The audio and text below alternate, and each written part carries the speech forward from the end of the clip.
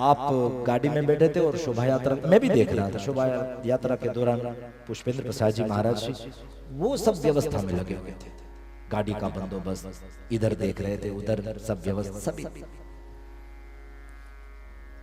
ये कुल की परंपरा होती है, ये खानदानी होती है और इसीलिए धर्म कुल की पूरी दुनिया में पूजा होती है। अगर ये विवेक न रहा कि इस वक्त मैं परिवार का मेंबर हूं, फिर तो आपके लिए परिवार के मेंबर हो गए, लेकिन यहां पर बैठ करके मैं कहूं हमारे लिए तो आचार्य है, धर्मकुल है और धर्मकुल के ही रहेंगे और सदा आचार्य ही हमारे लिए रहेंगे। आपके लिए परिवारजन होंगे। आपके चरणों में मैं वंदन करता हूं। तो महाराज सबसे पहले पुरुषार्थ कर लो, फिर काम न बने प्रार्थना करो, और फिर भी काम न बने तो प्रतीक्षा कर लो, क्योंकि वो ईश्वर आपके कुछ बहुत बड़े निर्माण में लगा हुआ है, आपके लिए कुछ अच्छा सोच रहा है, जो है उससे भी अच्छा सोच रहा है। और साहेब स्वाभाविक है जब कुछ अच्छा करना हो तो समय लगता है। 2 कमरे का मकान बनाना हो तो वो तो 5 महीने में तैयार हो जाएगा, अगर बहुत जल्दी करो तो 2 महीने में भी 2 कमरे वाला मकान तैयार हो सकता है। लेकिन अगर आप 10 कमरे का बड़ा राजमहल बनाना चाहते हो तो उसके लिए आपको समय लगता है। यहाँ पर भी एक राजमहल बनेगा इसी भूमि में, हाँ, बहुत बड़ा घर बनेगा, घर क्या मंदिर बनेगा, क्योंकि घर में जहां पर संस्कार से रहा जाता है, धर्म नियम से रहा जाता है, पूजा पाठ सेवा परायणता से रहा जाता है, उस घर को घर नहीं कहा जाता, वो घर तो मंदिर है। तो यहाँ पर भी इस भूमि में भी वो घर बनेगा, मंदिर बनेगा, बहुत बड़ा बनेगा, समय लगेगा। कल बात हो रही थी, कितना समय, बोले 2 साल 2.5 साल तो लग जाएंगे। क्यों इतना साल क्यों लगेगा? बड़ा बनाना है साहेब, कुछ बड़ी चीज के लिए समय लगता है, वैसे ही प्रतीक्षा करो, वो ईश्वर आपके लिए कुछ बड़ा बना रहा है, कुछ बड़ा सोच रहा है।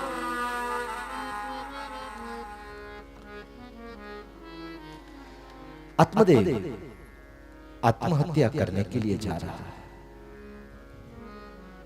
व्यासपीठ करबत प्रार्थना करती है, जीवन में हताश मत होइए, निराश मत होइए, उदास मत होइए, छोटी छोटी बातों पर उदास मत हो जाओ। लोग आत्महत्या करने तक सोच लेते हैं कि मुझे जीना ही नहीं, थोड़ा सा दुख आता है, संकट आता है, बस मुझे जीना ही नहीं। उसे तो लगता है जैसे सब कुछ उसके पास से छीन लिया गया और एकदम उदास हो जाता है, बस मरने मारने की सोचने लगता है। ना, उदास मत होइए। और आत्महत्या को भूल करके भी कभी मत करो, क्योंकि शिक्षा पत्री में भगवान स्वामीनारायण ने मना किया है, कभी भी आत्महत्या नहीं करनी चाहिए। आत्महत्या इस दुनिया का सबसे बड़ा पाप है। भगवान ने ये मनुष्य देह दिया है, वही प्राकृतिक रूप से इस देह का जो भी जिस भी तरह से विलीन होना लिखा है उस हिसाब से हो जाएगा। अपने हिसाब से मत करो, आत्महत्या पाप है। आत्मदेव आत्महत्या करने के लिए जा रहा है। बराबर उसी वक्त जैसे ही बहुत गहरी नदी देखी, तालाब देखा, तो पानी पीने के लिए गया, पानी पी रहा था, अपना ही प्रतिबिंब जो था वो उसे पानी में दिखाई दिया, तो अपने ही ऊपर घृणा हुई, अरे मैं तो बांझ आदमी हूं, मेरे पास तो संतान नहीं है, मेरी संपत्ति किस काम की, मेरा पैसा धन दौलत, मेरा ये घर बार मकान नौकर चाकर ये सब कुछ किस काम का, जबकि मेरे पास तो कोई संतान ही नहीं है, मुझे जीना ही नहीं है, मुझे मर जाना है। पानी में डूब करके मरने की तैयारी कर रहा था। जैसे ही छलांग लगाने के लिए जा रहा था, उसी वक्त भागवत का महात्म्य वर्णन करता एक यति आए, एक साधु आए, और उस साधु ने उस आत्मदेव के हाथ को पकड़ लिया। अरे भाई क्या कर रहे? आत्मदेव ने कहा महात्मा मुझे छोड़ दीजिए। नहीं नहीं बता तो सही, तू ये क्या करना चाहता है, क्यों मरना चाहता है, तेरा नाम क्या है? बोले मेरा नाम आत्मदेव। अच्छा नाम है आत्मदेव और आत्महत्या करना चाहता है, कौन सी जाति का है? बोले ब्राह्मण हूं। ओ ब्राह्मण है, पढ़ा लिखा है, विद्याभ्यास किया हुआ है, वेद पाठी भी दिखाई दे रहा है, तेरे चेहरे का ये जो तेज है वो बता रहा है तू विद्वान है, पवित्र है, तो फिर आत्महत्या के बारे में क्यों सोच रहा है? आत्महत्या नहीं करनी चाहिए, ऐसा मत कर, तुझे तकलीफ क्या है? आत्मदेव ने कहा मेरे पास सब कुछ है लेकिन मेरे पास संतान नहीं। और उस वक्त यति ने, उस साधु ने बहुत सुंदर आत्मदेव से बात की। आत्मदेव देख, संतान का होना न होना, पैसे का मिलना न मिलना, घर बार होना न होना, ये सब तो ऊपर वाले के हाथ में होता है। विधाता ने जिस प्रकार से, जैसा हमारे जीवन में लिखा हुआ होता है, यद्धात्रा निज भाल पट्ट लिखितम तो कम महद्वाधनम, तो उसी हिसाब से हमारे जीवन में हमें सब कुछ प्राप्ति होती है। अगर तेरे यहाँ संतान नहीं है तो ऊपर वाले की कुछ और मर्जी होगी। भगवान ने तुझे संतान नहीं दिया, इसका मतलब ये तू काफी जिम्मेदारी से बाहर हो गया। क्योंकि संतान होता है तो महाराज बहुत जिम्मेदारी बढ़ जाती है। उसे पढ़ाना लिखाना, हाँ, उसका लालन पालन करना, उसको संस्कार देना, और संस्कार देने के बावजूद भी कभी कभी हम देखते हैं कि ऐसे बच्चे, ऐसे युवान कुसंग में आकर के बिगड़ जाते हैं, अपना जीवन बर्बाद कर देते हैं और उनके माँ बाप का जीवन भी वो तबाह कर देते हैं। ऐसे ऐसे बच्चे भी होते हैं। तो आत्मदेव, अगर ऐसा कुछ हो गया तो सोच तेरा क्या होगा। तू इतना पवित्र ब्राह्मण धर्म नियम से रहता है और तेरा बेटा जो है वो इधर उधर कुछ ऐसा अधर्म कर देगा, फिर तुझे चैन मिलेगा? तो भगवान ने तुझे संतान नहीं दिया, अच्छी बात है। सबसे अच्छी बात तो ये है, संतान होती है तो उनके पीछे ही हमारी जो भी संपत्ति है वो हमें खर्च करनी पड़ती है। उसे पढ़ाओ लिखाओ, उनका ब्याह इत्यादि करो, ढेर सारा पैसा खर्च करो उसमें, तो हमारा पैसा तो उसी में चला जाता है। लेकिन तेरे पास संतान नहीं है, इसका मतलब ये तुझे बेटे के पीछे पैसे बर्बाद नहीं करने पड़ेंगे। तेरे लिए भगवान ने बहुत सुंदर अवसर खोजा है, तू उस पैसे का दान कर ले, पुण्य कर ले, उस पैसे को मंदिर में लगा दे, उस पैसे से तू साधु संत ब्राह्मण आचार्य की सेवा कर ले, क्योंकि तुझे सेवा करने का परमात्मा ने अवसर दिया। दान करना, दानवीर बनना, ये बहुत बड़ी बात है। भगवान कृपा करते हैं तभी हम दान कर पाते हैं, और भगवान की जिस पर कृपा हो वही दानवीर बन सकता है। शतेषु जायते शूरः सहस्रेषु च पंडितः, लेकिन वक्ता दश सहस्रेषु दाता भवति वानवा। 100 लोगों में से एक शूरवीर होता है। शतेषु जायते शूरः सहस्रेषु च, 1000 लोगों में से एक पंडित पैदा होता है। वक्ता दश सहस्रेषु, 10,000 लोगों में से एक वक्ता पैदा होता है। और दाता भवति वानवा, दुनिया में दाता तो कोई ही बन सकता है, सब दाता नहीं बन सकते। तेरे ऊपर भगवान ने कृपा की, तू दाता बन जा, दानवीर बन जा। साधु महात्मा ने तो आत्मदेव को समझाने की बहुत कोशिश की, लेकिन आत्मदेव है कि मानने को तैयार ही नहीं है। महात्मा जी, आपके तो आगे पीछे कोई होता नहीं है, आपको तो भूख लगी आप खाना खा लेते हो, जहां भी जगह मिली वहां पर सो लेते हो, लेकिन हम तो गृहस्थी है, और गृहस्थी जो है उसके लिए संतान का ना होना ये तो बहुत बुरी बात होती है और बहुत बड़ी बात होती है। तो कैसे भी करके महात्मा आप साधु है, और हमने तो ये सुना है कि बड़े बड़े साधु संत जो होते हैं उनके पास ऐसा तप होता है, उनके पास ऐसी साधना होती है कि वे तो अगर कृपा करे तो वो सब कुछ दे सकते हैं। तो आप साधु है तो आप ही हमें संतान दे दो। साधु बेचारा फंस गया। साधु को लगा अरे मैं तो ये दया करने के लिए आया था, इसको बचाने के लिए आया था, और इसने मुझे ही फंसा दी। अब ये मेरे पास से ही मांग रहा है, मैं इसको कहां से संतान दूं? तो साधु ने फिर आत्मदेव के ललाट में देखा। ललाट में देख करके फिर साधु ने साफ साफ कहा, मुंचा ज्ञानम प्रजारूपम बलिष्ठा कर्मणो गतिः। हे विप्रवर, हे आत्मदेव, तू ये संतान का जो तेरे ऊपर भूत सवार है वो भूत तू निकाल दे, क्योंकि मुंचाज्ञानम ये अज्ञान है। और दूसरी बात, मैंने तेरे ललाट को पढ़ लिया, मेरे तेरे नसीब को देख लिया।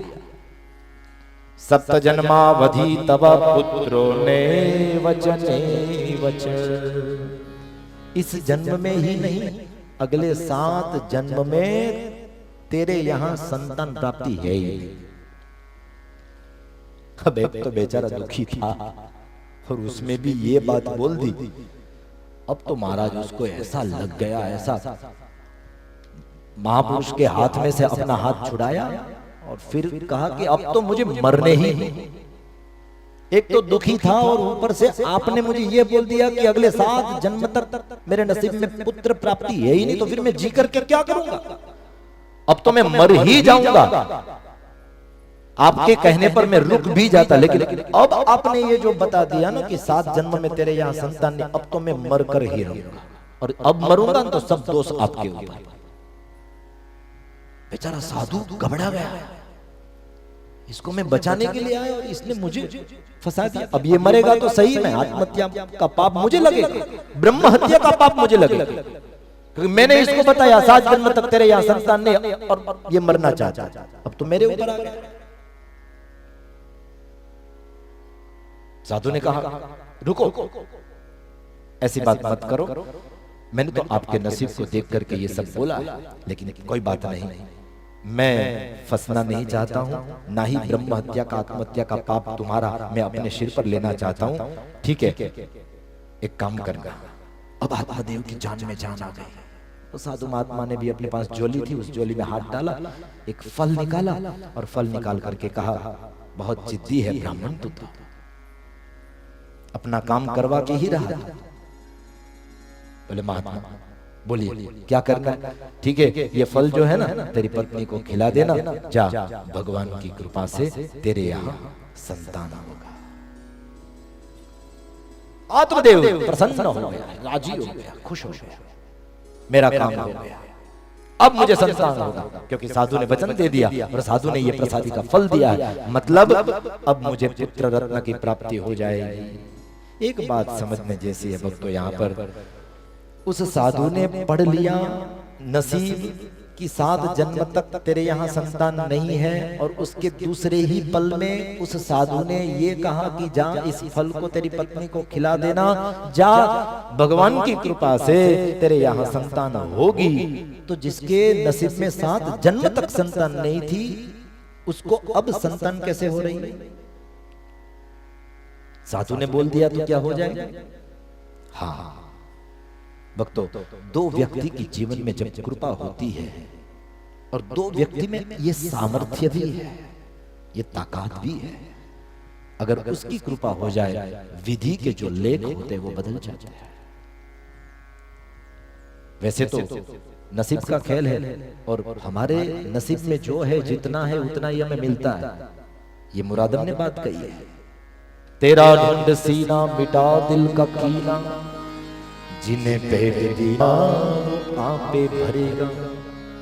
मुरादम कहे जो मुकद्दर के अंदर, जिन्हें डाकू मारा तारा डरेगा।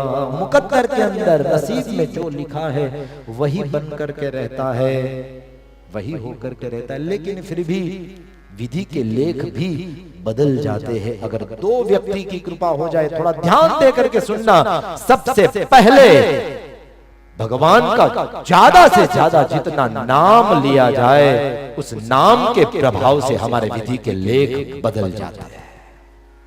इसलिए भगवान का नाम जो है वो खुमारी के साथ लेना चाहिए। नाम में इतना पावर है, वो हमारी विधि को बदल देते हैं। और इसलिए हमारे यहाँ भगवान नाम जप का बहुत ही महत्व है। हमेशा हम भगवान नाम के जप करते हैं, तप करते हैं, अनुष्ठान इत्यादि करते हैं, और इस परिवार की शुभ कामना के लिए भक्तों मैं आपको बताऊं, हमारे परम पूज्य धर्म धुरंधर 1008 आचार्य प्रवर्षि अजेंद्र प्रसाद जी महाराज ने भी शुभ संकल्प किया है कि ये हमारा कार्य जो है वो धूमधाम से भगवान की कृपा से निर्विघ्नतया परिपूर्ण हो जाए और ये हमारा परिवार जो है वो हमेशा आबाद रहे, खुश रहे, भगवान की भजन भक्ति करता रहे। उस शुभ कामना के चलते परम पूज्य आचार्य महाराज ने भी एक शुभ संकल्प किया है। क्या बोले? 23 तारीख से यहाँ पर दिव्य यज्ञ होगा और उस यज्ञ में भी हमारे आचार्य महाराज खुद बैठेंगे, अग्नि प्रज्वलित होगा, भगवान नाम के साथ उस अग्नि में आहुतियां डाली जाएगी। देखो नाम का कितना महत्व होता है, न केवल हमें, बड़े बड़े धर्म गुरुओं को भी, संतों को भी, महापुरुषों को भी, जिन्होंने सब कुछ त्याग दिया है, ऐसे त्यागी लोगों को भी सब कुछ त्यागने के बाद भी भगवान का नाम वो कभी नहीं त्यागते, क्योंकि भगवान का नाम ऐसा दिव्य है, हमारे सभी विधि के जो लेख है वो बदल जाते हैं। इसीलिए जब जब मौका मिले, समय मिले, तब तब भगवान का नाम जो है वो लिया करो। हम भी कमाल के हैं, हम सब कुछ स्वीकार लेते हैं, सब कुछ पकड़ लेते हैं, एक भगवान का नाम ही पकड़ नहीं पाता। हमने काम को पकड़ लिया, हमने क्रोध को पकड़ लिया, हमने लोभ को पकड़ लिया, हाँ वो सब तो पकड़ लिया, लेकिन भगवान का नाम हम नहीं पकड़ पाते हैं। इसलिए किसी ने बहुत सुंदर गाया है कि काम न छोड़ा, क्रोध न छोड़ा। हम लोग काम को नहीं छोड़ते हैं, क्रोध को नहीं छोड़ते हैं, लोभ को नहीं छोड़ते हैं, द्वेष, ईर्ष्या, इन सब को हम छोड़ते नहीं है। लेकिन जब कुछ अच्छा करने की बात आए तो उन अच्छी चीजों को हम हमेशा छोड़ देते हैं।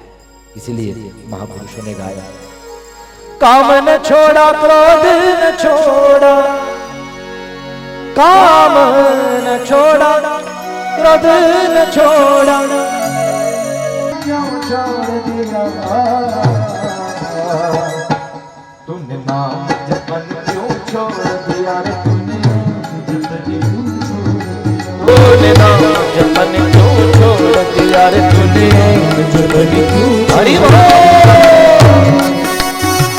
प्रभाव से तालियां बजाते हुए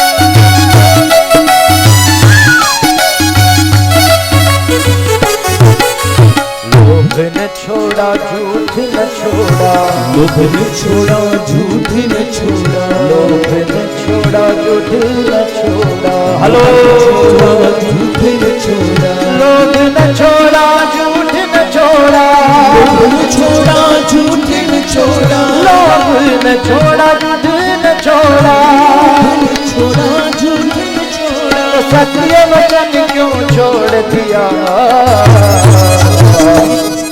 तूने नाम जपन, क्यों छोड़ दिया रे तूने नाम जपन, क्यों छोड़ दिया, तूने नाम जपन, क्यों छोड़ दिया, नाम जपन क्यों छोड़ दिया। ओ काम न छोड़ा, क्रोध न छोड़ा, काम न छोड़ा, क्रोध न छोड़ा, काम न छोड़ा, क्रोध न छोड़ा, छोड़ा क्रोध न छोड़ा, तो हरि का भजन क्यों छोड़ दिया तूने नाम जपन, क्यों छोड़ दिया रे तूने जपन, क्यों छोड़ दिया, तूने नाम जपन, क्यों छोड़ दिया, तूने नाम जपन क्यों छोड़ दिया।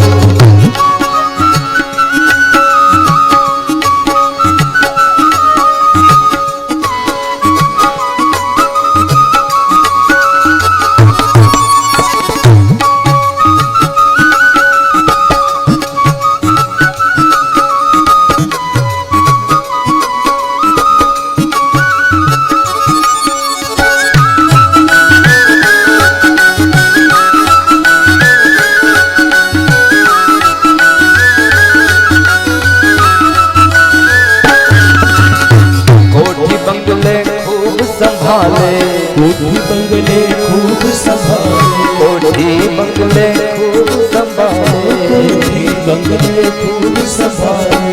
हम लोग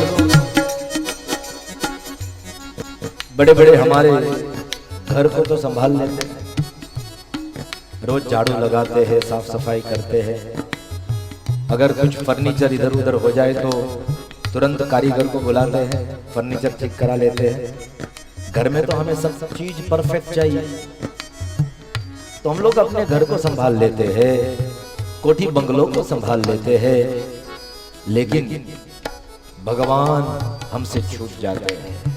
छोड़ने की बारी आती है तो हम सत्य वचन छोड़ देते हैं, छोड़ने की बारी आती है तो हम भगवान के नाम को छोड़ देते हैं, भगवान को छोड़ देते हैं।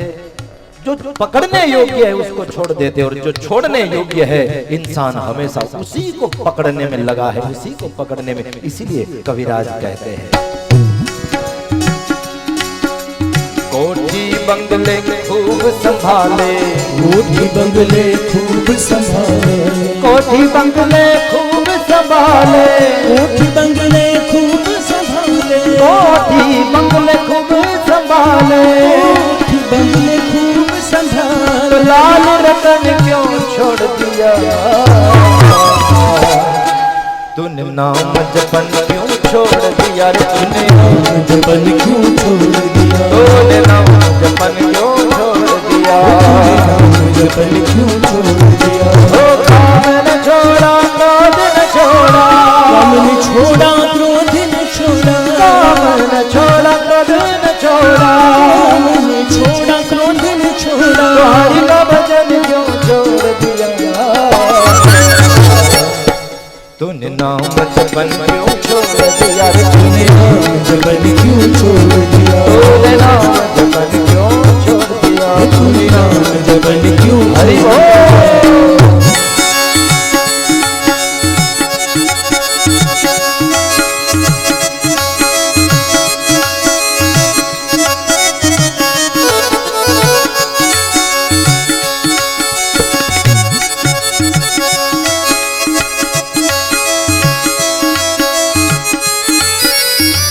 हरि बोल।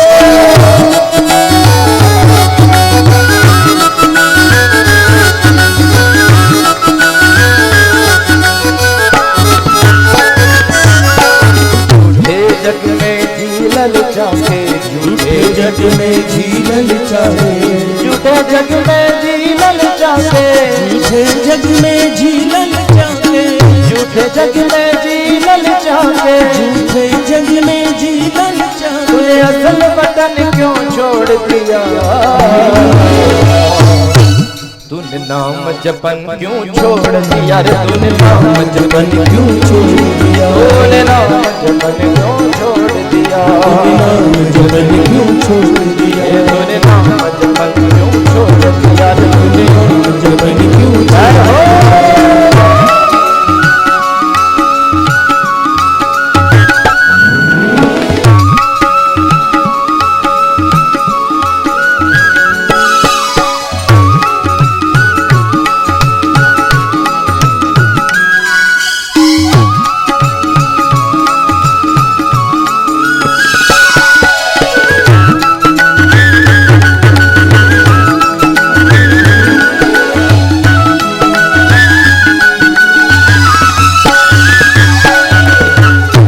सुमिरन से सुख हो, जाके सुमिरन से सुख हो, जाके सुमिरन से सुख हो, जाके सुमिरन से सुख हो। भक्तों, जीवन में अगर इस दुखालय ऐसे संसार में आप लोगों को, हम लोगों को सुख की तलाश है, तो याद रखना संसार की कोई भी लौकिक चीज जो है वो हमें सुख नहीं दे पाएगी, क्योंकि अंततः वे सभी चीज नाशवंत है, और जो नाशवंत है वो कभी हमें सुख दे ही नहीं पाएंगे। लेकिन अगर इस संसार में आपको सुख चाहिए तो एकमात्र परमात्मा का नाम ही ऐसा है जिसको लेने मात्र से सभी प्रकार के सुख की प्राप्ति इंसान को इस दुखालय संसार में भी हो जाती है। इसीलिए कविराज कहते हैं, जाके सुमिरन से सुख होवे, जाके सुमिरन से सुख होवे, जाके सुमिरन से सुख होवे, जाके सुमिरन से सुख होवे, जाके सुमिरन से सुख होवे, जाके सुमिरन से सुख होवे। मैंने सो सुमिरन क्यों छोड़ दिया, तूने नाम जपन क्यों छोड़ दिया रे, तूने जपन क्यों छोड़ दिया, तूने नाम जपन क्यों छोड़ दिया, जपन क्यों छोड़ दिया, तूने नाम जपन क्यों छोड़ दिया, तूने जपन क्यों छोड़ दिया, तूने नाम जपन क्यों छोड़ दिया। जपन क्यों छोड़ दिया। आइए उसी भगवान के नाम को आज हम इस कथा के माध्यम से पकड़ लेते हैं।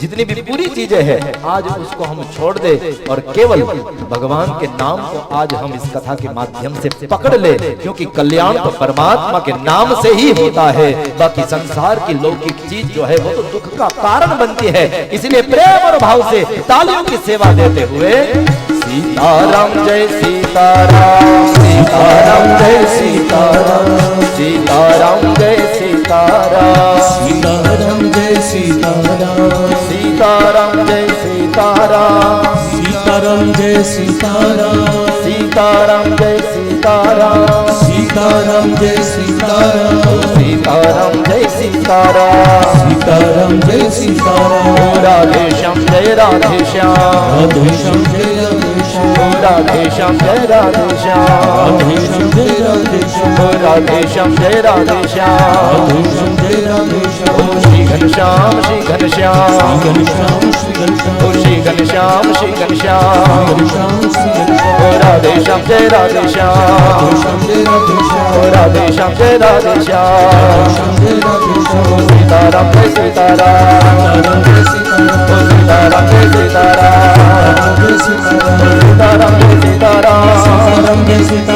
सीताराम जय सीताराम, सीताराम जय सीताराम, सीताराम जय सीताराम, राधे श्याम जय राधे श्याम, राधे श्याम जय राधे श्याम, राधे श्याम जय राधे श्याम, श्री घनश्याम श्री घनश्याम, श्री घनश्याम श्री घनश्याम, सीताराम जय सीताराम, सीताराम जय सीताराम, सीताराम जय सीताराम,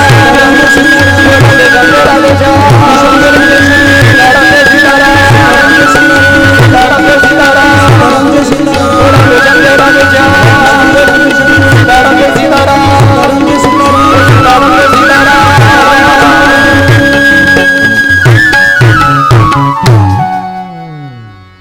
तो काम न छोड़ा क्रोध न छोड़ा, काम न छोड़ा क्रोध न छोड़ा,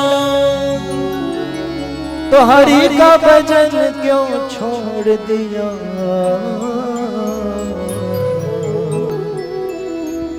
तूने नाम जपन क्यों छोड़ दिया, तूने नाम जपन क्यों छोड़ दिया।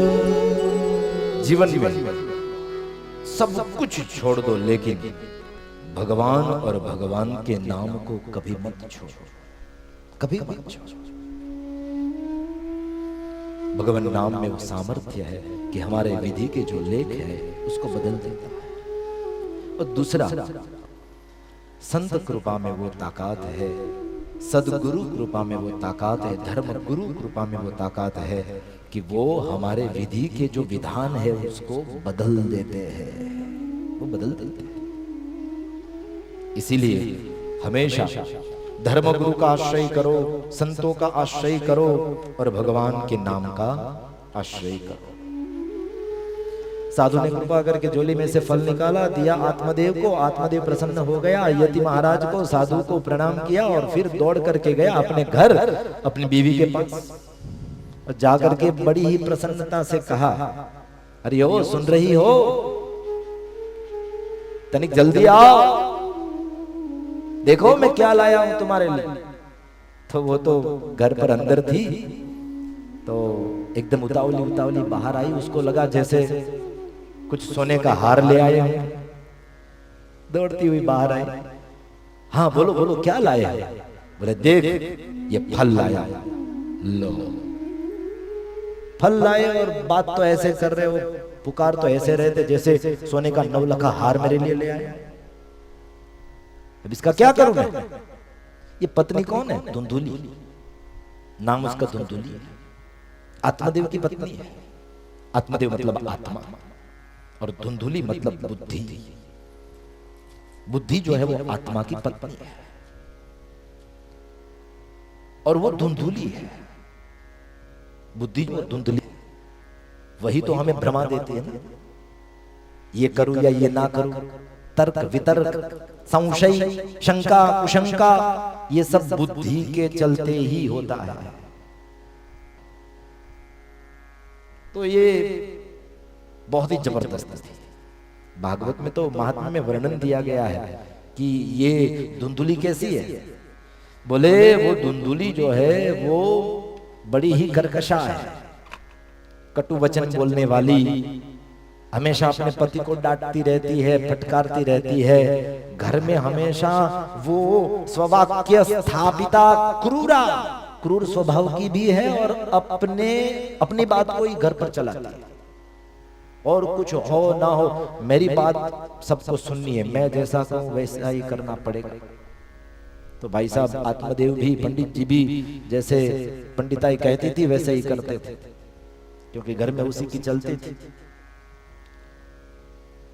घर में अगर अचानक से कांच का ग्लास टूट जाए तो और फिर भी शांति बनी रहे, हाँ सुनना, कांच का ग्लास टूट जाए फिर भी अगर शांति बनी रहे तो ये तय है कि ग्लास पत्नी से ही टूटा होगा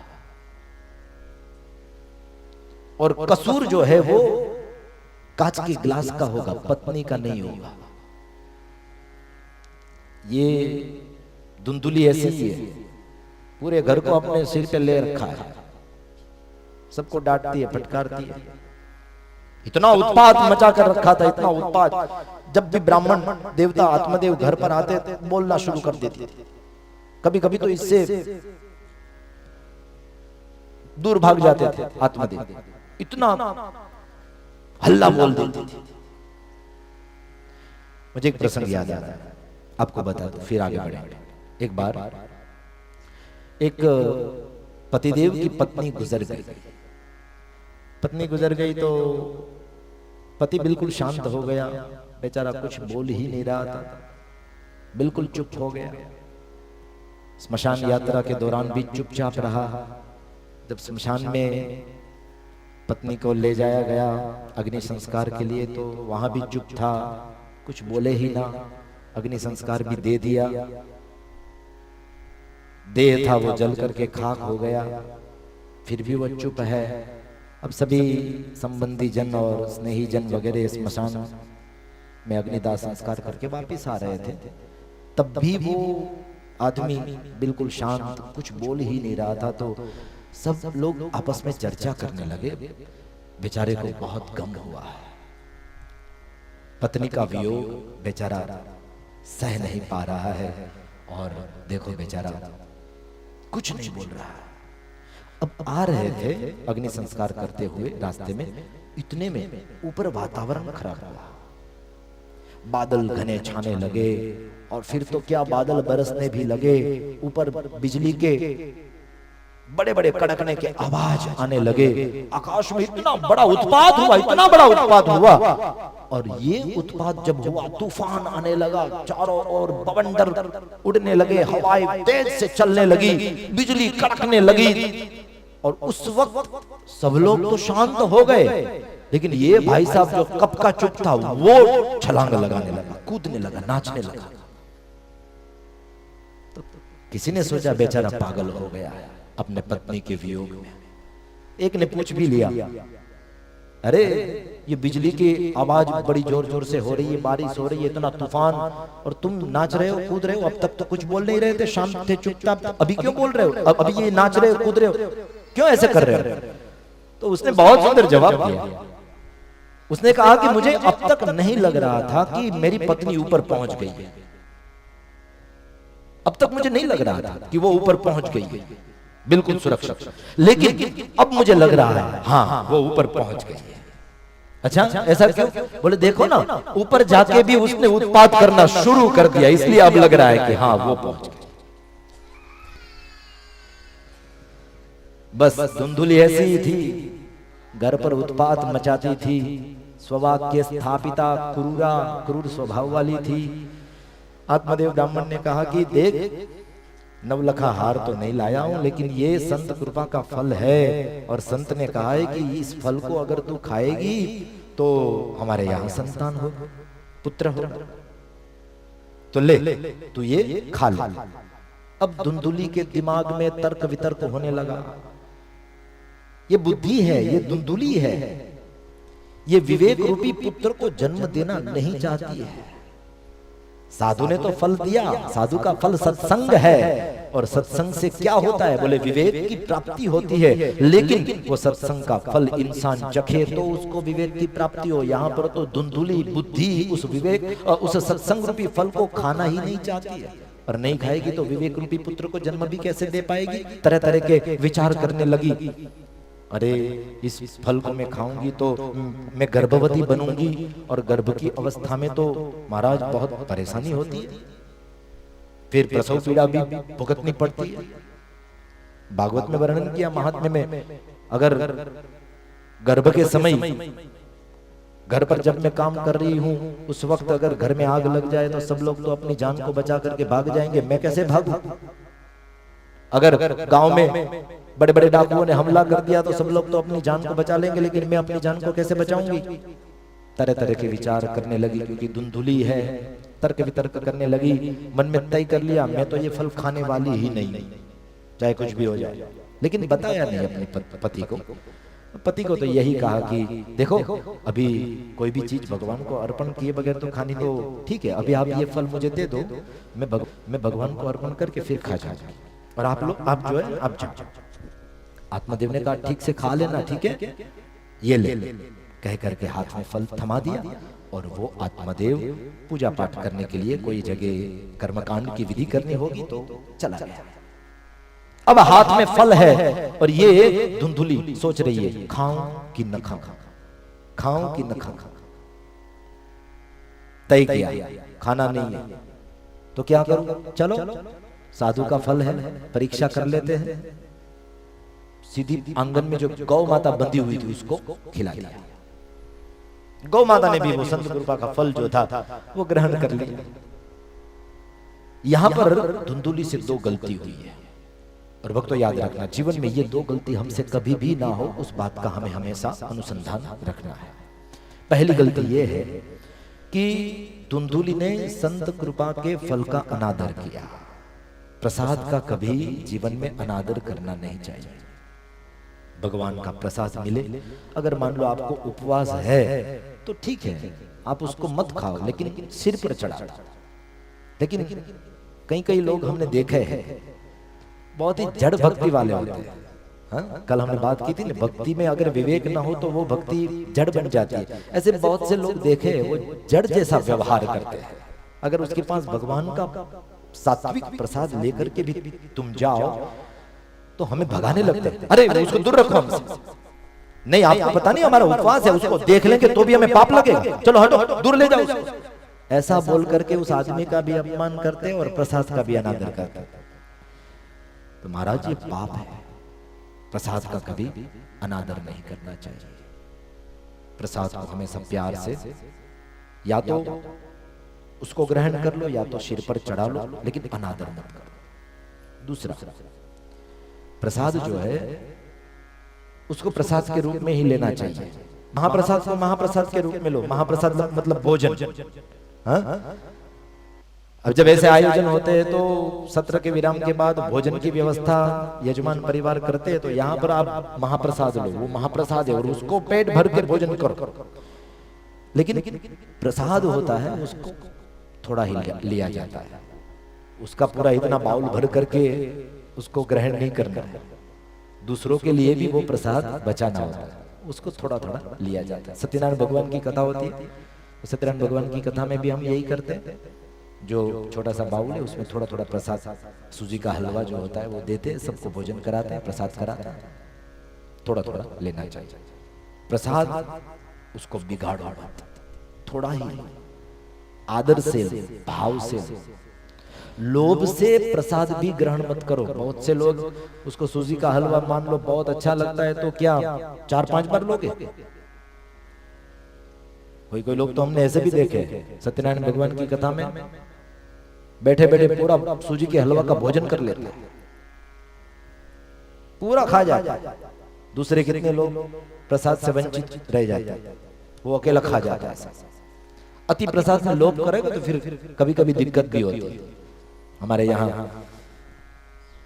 कहा करते हैं, एक बार सत्यनारायण भगवान की कथा थी, पहले के समय में, पुराना समय था। कथा पूरी होने के बाद बाहर ही दरवाजे पर एक आदमी रहता होता है, बड़ा सा पतेला होता है, पतेले में सूजी का हलवा रखते हैं और वो भगवान को अर्पण कर दिया होता है। तो फिर जाते समय सभी लोग थोड़ा थोड़ा प्रसाद जो है हाथ में ले करके फिर खुशी खुशी चले जाते हैं, ऐसा नियम। तो ऐसे ही एक आदमी सूजी का हलवा सबको थोड़ा थोड़ा एक एक चम्मच सबको दे रहा था। सब लोग हाथ ऐसा ऐसा करके सूजी का हलवा ले रहे थे, प्रसन्न होकर के जा रहे थे। काफी भीड़ थी, 15-20 लोग हाथ ऐसा लंबा करके ले रहे थे। अब एक उसमें आदमी ऐसा भी था जिसको सूजी का हलवा बहुत अच्छा लगे और खाने में वो बहुत बड़ा कारीगर था। खाना मिल जाए तो उसको और कुछ नहीं चाहिए। ये प्रसाद है, इसमें लोभ नहीं करना चाहिए, इसको मर्यादा से लेना चाहिए, स्वीकार करना चाहिए। वो विवेक भी उसके पास नहीं था, तो मुंह में पानी आ गया और सोचा चलो जितना भी मिलता है पहले खा तो लूं। तो ऐसे हाथ किया तो थोड़ा सा एक चम्मच हलवा उसमें दिया गया। हलवे को देख करके अब वो सोच रहा है कि अरे एक हाथ में तो आ गया, काश दूसरे हाथ में भी आ जाए तो काम हो जाए। तो सोचा इतने सारे लोग हैं, कहाँ किसी को पता चलेगा, चलो ना 10-15 लोगों के बीच में फिर से दूसरा हाथ जो है वो थमा देता हूँ, ये हाथ इसे पीछे रख देता हूँ। तो वो प्रसाद वाला हाथ पीछे रख दिया, दूसरा हाथ ऐसे। अब जैसे ही उसने दूसरा हाथ ऐसे लंबा किया, पतेले में सूजी का हलवा खत्म हो गया था, हाथ में कुछ मिला नहीं। तो उदास हो गया और उतने में ये हुआ, पीछे जो हाथ रखा था उसमें सूजी का थोड़ा सा हलवा था, वो पीछे से श्वान आकर के लेकर के चला गया। इधर से भी रहा उधर से भी। कहावत है ना, धोबी का ना बोलना नहीं चाहिए, हाँ बोलना नहीं चाहिए। लेकिन हाँ इसी को अगर संस्कृत में बोल दे तो चलेगा। रजकस्य श्वानः न गृहस्य न बहिर्देशस्य, न घर का न काट। प्रसाद का अनादर मत करो, प्रसाद पर लोभ मत करो। ये जो धुंधुली है उसने प्रसाद का अनादर किया। और दूसरी भूल, दूसरी गलती उससे ये हुई, उसने प्रसाद की परीक्षा, भगवान के प्रसाद की कभी परीक्षा नहीं करनी चाहिए। परीक्षा का मतलब यह है कि उसे विश्वास नहीं है, साधु वचन पर विश्वास नहीं है, धर्म गुरु के वचन पर विश्वास नहीं है, धर्म शास्त्र पर विश्वास नहीं है, भगवान पर विश्वास नहीं है। ये बात सिद्ध होती है जब हम कोई चीज में संदेह करते हैं, शंका करते हैं, मतलब हमारा उसमें विश्वास नहीं है। तो ये भी दोष अपराध हो गया।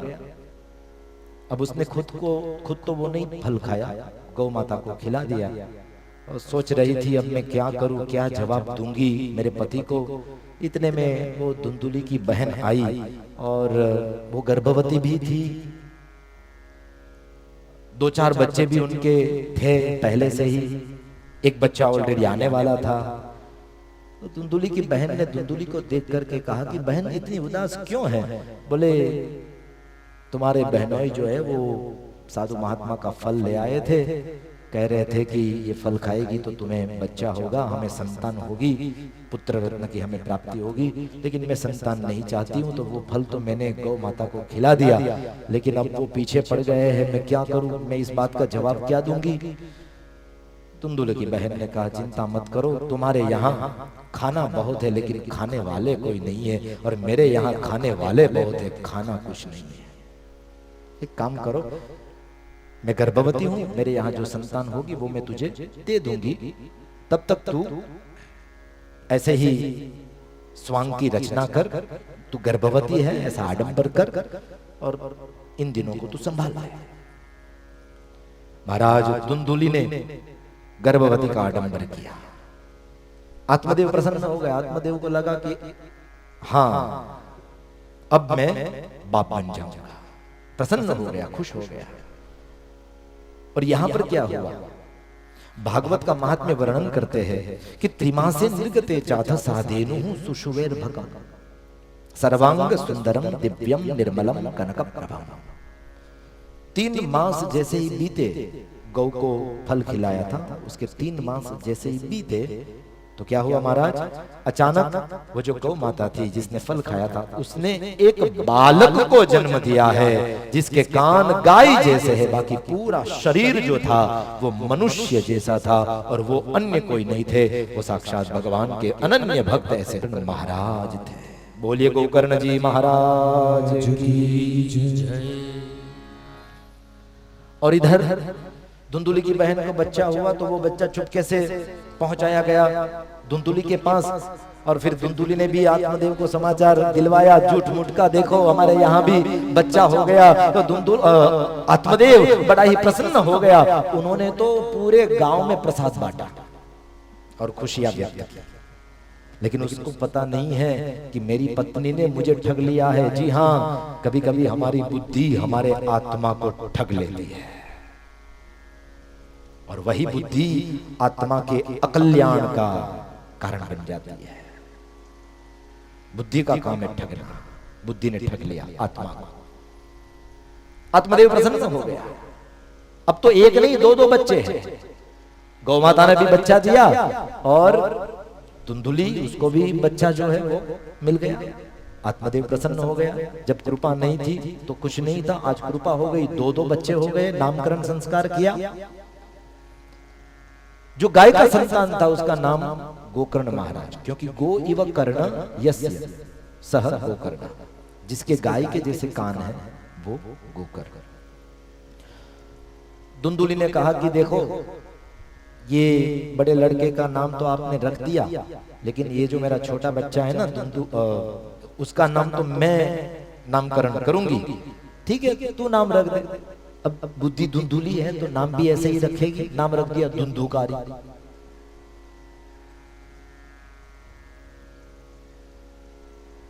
धुंधुकारी जो सब पर था भारी। हाँ भागवत में वर्णन है। दोनों भाई धीरे धीरे बड़े होने लगे। देखो नाम का भी प्रभाव होता है। गोकर्ण का नाम अच्छा है तो उनके अंदर संस्कार भी अच्छा है, और धुंधुकारी का नाम ही बहुत डेंजर है, भयंकर है, तो उनके अंदर सभी कुसंस्कार जो थे वो आए। न संध्या करता था, ब्राह्मण का बेटा था, फिर भी न पूजा पाठ ध्यान धारणा समाधि कुछ नहीं करता था। वेद का अध्ययन पुराण शास्त्र उनका अध्ययन कुछ नहीं करता था। शव हस्तेन भोजनम, शव हाथ से भोजन कर लेता था, मतलब भगवान की पूजा संध्या किए बगैर ही खाना खा लेता था, अन्न खा लेता था। पूजा से पहले अन्न नहीं खाना चाहिए, अपराध है, दोष है। न पीने का पीता था, न खाने का खाता था। अरे महाराज इतना हिंसा करता था, इतना हिंसा, शिकारी था, रोज शिकार करता, अनेक पशु पंछियों को मार देता। कभी कभी तो चलते हुए छोटे से बच्चे जो है उस बच्चों को उठा करके कुएं में फेंक देता था। ये सब वर्णन है भागवत में। इतना भयंकर पापी था, इतना भयंकर पापी था। और गोकर्ण महाराज उतने ही बड़े ज्ञानी और पंडित और विद्वान और भगवान के अनन्य भक्त थे। गोकर्णो पंडितो ज्ञानी धुंधुकारी महाखलः। गोकर्ण बड़े ज्ञानी हुए और धुंधुकारी महाखलः। खल शब्द बहुत अच्छा है। खल का मतलब क्या है? दुष्ट। दूसरा अर्थ करो तो 2 अक्षर से बना है खल। ख मतलब खाया करे, ल मतलब लड़ा करे, वही खल है। एक तो खाया करे और दूसरा लड़ा करे। धुंधुकारी का बस यही काम था। भक्तों गोकर्ण नाम का अर्थ हमें समझना चाहिए, और वो गोकर्ण के दिव्य गुण जो है वो हमारे अंदर होने चाहिए। गोकर्ण कौन है? बोले गोषु वेदेषु कर्णों यस्य सह गोकर्ण, जिनके कान हमेशा वेद उपनिषद शास्त्र पुराण के अंदर लगे रहते हैं, वही गोकर्ण है। हमारे कान, उसकी सार्थकता क्या है? बोले हमेशा हमारे कान जो है वो भगवान की कथा को सुने, बड़े बड़े शास्त्रों को, वेदों को, पुराणों को, उपनिषदों को सुना करे और उसके द्वारा ज्ञान उपार्जित किया करे, वही हमारे कान की सार्थकता है। गो का एक अर्थ होता है ज्ञान, कर्ण मतलब कान। जो कान हमेशा ज्ञान सुनने में लगा रहे, वही सच्चा कान है, वही सच्चा श्रवण है। कभी कभी हम लोग दुकान तो संभाल लेते हैं, लेकिन दो कान नहीं संभाल पाते। हम लोग दुकान संभाल लेते हैं, दो कान नहीं संभाल पाते। कुछ भी सुन लेते हैं और कुछ भी सुन करके किसी का भी भरोसा कर लेते हैं। इसलिए हमारे यहां कहा गया, तुम सुनो, अपनी किसी की सुनी और मैं देखूं आंखन देखी। कभी कभी इंसान किसी दूसरे के पास से समाचार प्राप्त करके बस वो जैसा बोला वैसा ही समझ लेते हैं। ये हमारी गलती है। किसी ने हमें कह दिया तो इसका मतलब ये नहीं है कि जिसके बारे में कहा गया वो ऐसा होगा। तुम सुनो, अपनी सुनी मैं देखूं आंखन देखी। किसी का मत सुनो, किसी का सुन करके दूसरे के प्रति अपना कुभाव व्यक्त मत करो। तुम देखो, तुम उनको परखो। और कभी कभी तो महाराज देखी हुई चीज भी गलत होती है। कभी कभी देखी हुई चीज भी गलत होती है, वहां पर भी हमें विवेक रखना चाहिए। क्या हमने कोई स्त्री और पुरुष को जो हमारे जान पहचान वाले हैं उसको हमने साथ में देख लिया तो क्या उसका अर्थ ये होता है कि वो गलत कार्य में लगे हुए? ना, ऐसा भी हो सकता है कुछ व्यावहारिक काम से इकट्ठा हुए हो। किसी के संबंध को हम जानते नहीं है, लेकिन फिर भी उनके ऊपर हम आक्षेप करते हैं, विक्षेप करते हैं, बिना देखे बिना सुने। देख रहे हैं फिर भी गलती हो सकती है। हो सकता है वो उस हिसाब से न मिले हो सकता है उसका संबंध भाई और बहन का भी। तो हमारे कान सावधान होने चाहिए। ऐसा सुनो जो हमारे कान के लिए कल्याणकारी है। हमारे ब्राह्मण देवता जब भी यजमानों को ललाट में तिलक लगाते हैं तो वेद मंत्र का उच्चारण करते हैं। भद्रम कर्णेभिः शृणुयाम देवा, भद्रम पश्येमाक्षभिर्यजत्राः, स्थिरेरङ्गे दुष्टुवागुसस्तनो विर्व्यसेमहि देवहितं जदायुः। भद्रम कर्णेभिः शृणुयाम। हमारे कानों के द्वारा हमें कल्याणकारी सुनना चाहिए, आंखों से हमें जो कल्याणकारी है वही दर्शन करना चाहिए। तो ये गोकर्ण महाराज का नाम का अर्थ हो गया। अब धुंधुकारी, उसका नाम का भी बहुत सुंदर अर्थ है। किसे कहते हैं धुंधुकारी? बोले धुंधुम परपीडनम करोति वा कारयति इति धुंधुकारी। जो दूसरों को पीड़ा दे या तो दूसरों को पीड़ा दिलवाए वो धुंधुकारी है। धुम धुम परपीडन करोति वा कारयति सह धुंधुकारी। ऐसे धुंधुकारी समाज में बहुत होते हैं। जब दो लोग लड़ रहे हो तो समाधान के बदले उन दोनों को और लड़वाते, किसी एक के पक्ष में रह करके और लड़ाई करवाते हैं। तो जो लड़ाई का समाधान न करे और लड़वाए वो धुंधुकारी। अगर हमारा स्वभाव ऐसा है कि हमें किसी की लड़ाई देखने में मजा आ रहा है, देखो कोई कोई लोग तो होते हैं ना, लड़ाई होती है तो वीडियो शूटिंग करते हैं, वो जेब में से मोबाइल निकाल कर। वो लोग लड़ रहे हैं, समाधान करने के बदले वीडियो शूटिंग उतारते हुए कमेंट भी देते हैं। देखो आज इस चौक में दो लोगों के बीच में लड़ाई हो रही है, लोग हाथापाई पे आ गए हैं, आप लाइव टेलीकास्ट देख सकते हो। अरे भाई, लाइव टेलीकास्ट नहीं देखना है तो जाकर के उसको बिलक कर, उसको अलग कर। नहीं, अलग नहीं करते, वीडियो शूटिंग उतारते। दूसरी की पीड़ा तो देखता नहीं है, उल्टा वहां पर भी वो वीडियो शूटिंग लेता है। हम देखते हैं कोई कोई जगह रास्ते पर एक्सीडेंट होता है, अकस्मात होता है, और बेचारा खून से लथपथ ऐसा आदमी रास्ते पर पड़ा हुआ होता है और अंतिम सांसें गिन रहा होता है। अगर उसको सही समय पर अस्पताल पहुंचा दिया जाए तो हो सकता है उसकी जान बच भी जाए, लेकिन कोई उसको छूता भी नहीं है। उल्टा जेब में से मोबाइल निकाल करके शूटिंग उतारते उसका। अब देख रहे हो फलानी जगह पर अकस्मात हुआ है और बेचारा आदमी बस मरने की तैयारी। अरे साहब, वो तो मरने की तैयारी में है, लेकिन तू तो जीते जी मर गया है।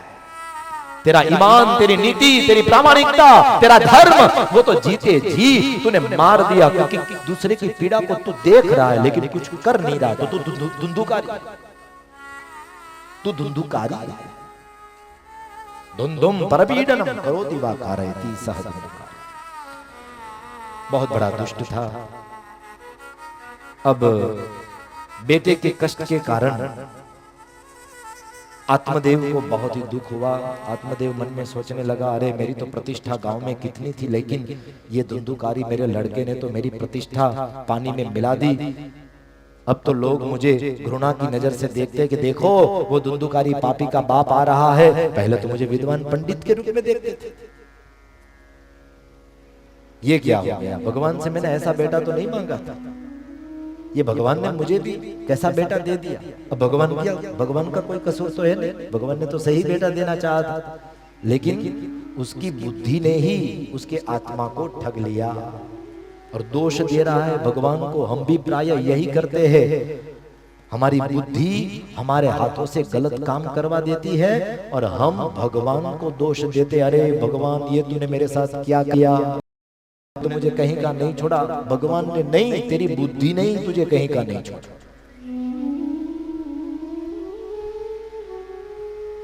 आत्मदेव बहुत दुखी हुआ।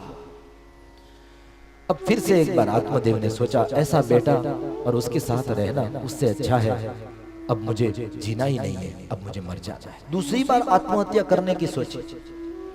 एक बार तो यति ने उसको बचा लिया, अब दूसरी बार जब आत्महत्या करने की सोची तो उसी का बेटा गोकर्ण, जो परम ज्ञानी है, विद्वान है, भगवान के अनन्य भक्त है, उन्होंने आज अपने पिता का हाथ पकड़ लिया और रोक दिया। अरे अरे पिताजी, क्यों इतने उदास है, दुखी है, आपके मन में क्या चल रहा है? आत्मदेव ने कहा, गोकर्ण बेटे, मैं तुझसे तो बहुत प्रसन्न हूं बेटा, तूने तो मेरा नाम जो है वो उजागर कर दिया। तेरे कारण तो लोग मुझे बड़ी आदर की भावना से देखते हैं, लेकिन ये जो तेरा भाई धुंधुकारी है ना, उसने तो मेरा जीवन चौपट कर दिया, उसने मुझे बर्बाद कर दिया, कहीं का नहीं छोड़ा, कुल का कलंक है। अब ऐसे कलंक के साथ मैं कैसे जी सकता हूं? मुझे मर जाना है, मुझे जिंदा नहीं रहना। उस वक्त गोकर्ण जी ने अपने पिताजी को गोकर्ण गीता 5 श्लोक में सुनाई है। ये 5 श्लोक अगर सुन लिए भक्तों, याद रखना आपने सभी शास्त्रों को सुन लिया। इतना गहन रहस्य 5 श्लोक में गोकर्ण जी महाराज ने रखा। देखो, गोकर्ण महाराज वो बेटे हैं आत्मदेव के। जैसे ही बेटे ने ज्ञान दिया तो वो ज्ञान गोकर्ण महाराज के भेजे में उतर भी गया, क्योंकि अपना है और अपने की चोट भी खाई, दूसरा जो है उसकी चोट खाई दिया आत्मदेव ने। याद रखना, पराये लोग हमें कुछ अच्छा कहेंगे, अच्छा संदेश सुनाएंगे, फिर भी उनकी बात हमारे भेजे में जाती नहीं।